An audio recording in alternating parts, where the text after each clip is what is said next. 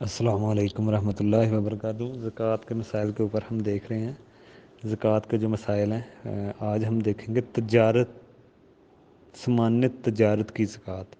جس چیز کی بھی ہم تجارت کر رہے ہیں، کسی بھی خرید و فروخت کر رہے ہیں، کوئی بھی چیز ہم بیچ رہے ہیں، لے رہے ہیں، اس پہ زکوٰۃ کیسے ادا ہوگی؟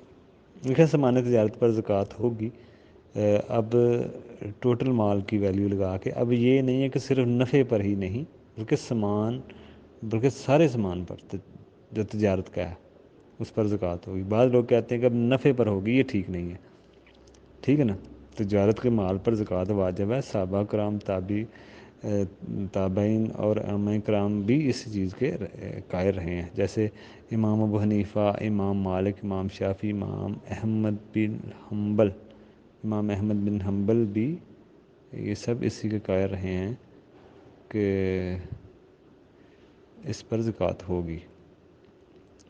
جو نہیں مانتے وہ اہل ظاہر ہیں، صرف وہ پرافٹ پر ہی مانتے ہیں، اصل مال میں نہیں مانتے۔ لیکن صحیح مسئلہ یہی ہے کہ جو لوگ تجارت کے مال کے قائل ہیں، ان کے دلائل دیکھ لیتے ہیں کہ جو کہتے ہیں کہ جو لوگ سامان تجارت کے مال پر زکوٰۃ ہوگی، اس کے جو قائل ہیں، ان کے دلائل بھی دیکھ لیتے ہیں۔ جیسے دلیل یہ ہے کہ اللہ تعالیٰ نے فرمایا آیت ہے کہ اے ایمان والو، خرچ کرو وہ اچھی اور حلال چیزیں جو تم نے کمائی ہیں۔ دوسری دلیل بھی آپ نے اپنے مال سے زکوٰۃ لیں۔ وہ تجارت کا مال ہے، یعنی کہ وہ تجارت کا مال بھی مال ہی ہے، اپنے مالوں سے زکوٰۃ لیں۔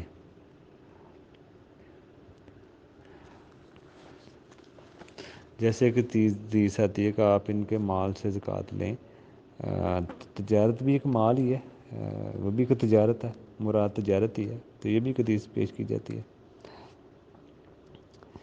تیسری دلیل بھی اس کے میں دیکھ لیں، اللہ کے رسول نے حکم دیا کہ اس مال کی بھی زکوٰۃ دیں جس کو ہم تجارت کے لیے تیار کرتے ہیں۔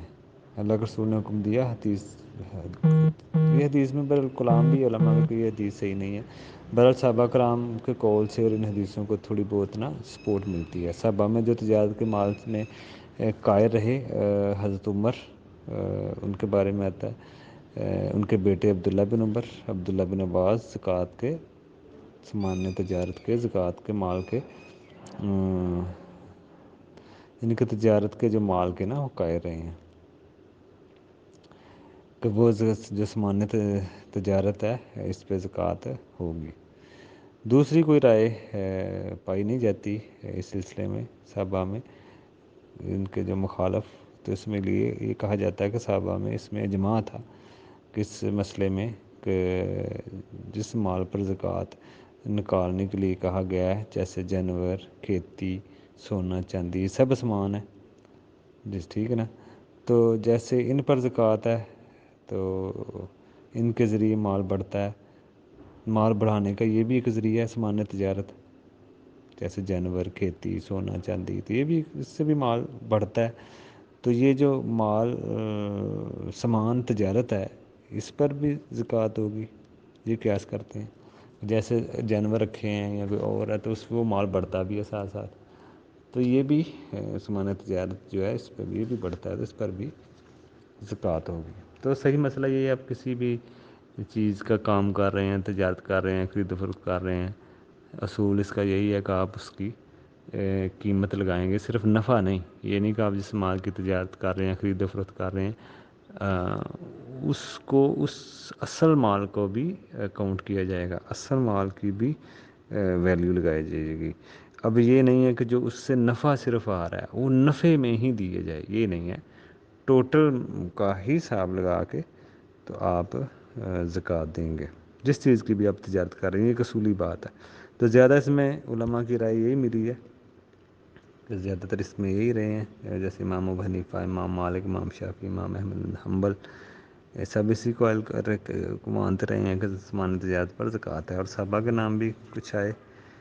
تو آگے بھی ہم دیکھیں گے کہ اس میں سال گزرنے کی کیا کیا کیسے شمار کیا جائے، سال گزرنے کی جو شرط ہے یہ اس میں کیسے دیکھا جائے گا، نصاب پورا ہونے کے بعد، نصاب پورا ہونے اگر نصاب پر ہے مال تو اس پہ سال گزرنے کے مسئلے کو کیسے دیکھا جائے، کیا رائے ہیں علماء کی، یہ بھی انشاءاللہ آگے ہم دیکھیں گے۔ السلام علیکم۔